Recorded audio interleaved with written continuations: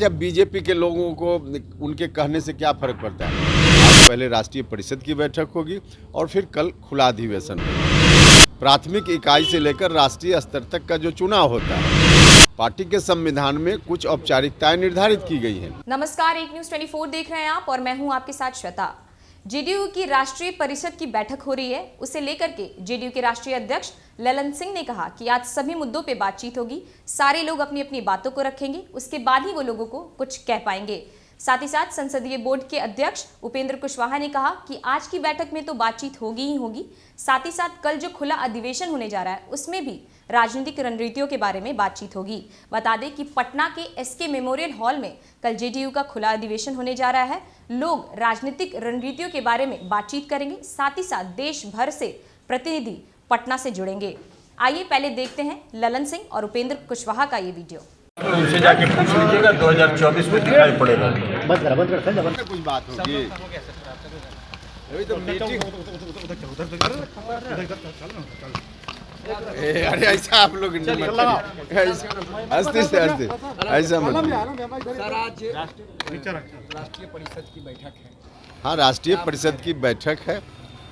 Party के संगठन का चुनाव चल रहा है, उसका समापन है एक तरह से कल। उसी क्रम में राष्ट्रीय अध्यक्ष के चुनाव की औपचारिकता को पूरा करने के लिए आज पहले राष्ट्रीय परिषद की बैठक होगी और फिर कल खुला अधिवेशन होगा।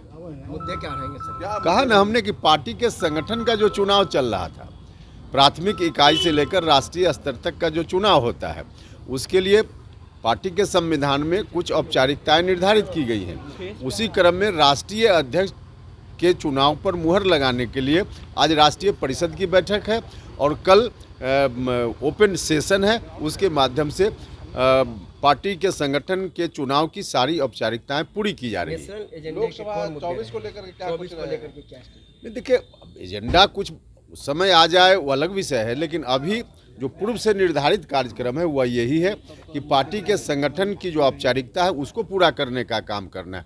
बाकी चर्चा वहाँ होगी, अगर कोई और विषय पे तो चर्चा होगी। कुर्नी की हार को लेकर बीजेपी कह रही है कि 25 की शुरुआत दिख रही है। अच्छा, बीजेपी के लोगों को उनके कहने से क्या फर्क पड़ता है।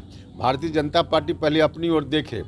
देश में 3 जगह मेजर चुनाव था, एक था एमसीडी दिल्ली, एक गुजरात का चुनाव, हिमाचल का चुनाव, और उसमें 3 में से 2 जगह हार गए हैं, सिर्फ 1 जगह जीते हैं। जहां पहले से एमसीडी चुनाव में उन्हीं का था, वहां भी हार गए हैं और उसके बावजूद जश्न मना रहे हैं देश भर में बीजेपी के लोग। अब हार कर भी लोग जश्न मनाते हैं तो भगवान ही मालिक है, अब उनकी बातों की क्या व्याख्या करनी। अनिल सैनी इस्तीफा मांग रहे हैं मुख्यमंत्री से। अरे भैया, कोई इंडिविजुअल क्या बोल रहा है उसका कोई मतलब नहीं। ठीक। तो आपने सुना उपेंद्र कुशवाहा को किस तरीके से बीजेपी सरकार को लेकर के हमलावर होकर बोले कि बीजेपी 3 मेजर इलेक्शंस में से दोनों में हार मिली, उसके बाद भी भाजपा के लोग देश भर में जश्न मना रहे हैं। अब हारने के बाद भी लोग जश्न मनाते हैं तो उसका हम क्या ही कर सकते हैं। ऐसे तमाम अपडेट्स के लिए जुड़े रहिए हमारे साथ। अगर आपने हमें यूट्यूब चैनल पे सब्सक्राइब नहीं किया तो आज ही करें, साथ ही साथ हमारे फेसबुक पेज को फॉलो और शेयर करना ना भूलें। धन्यवाद।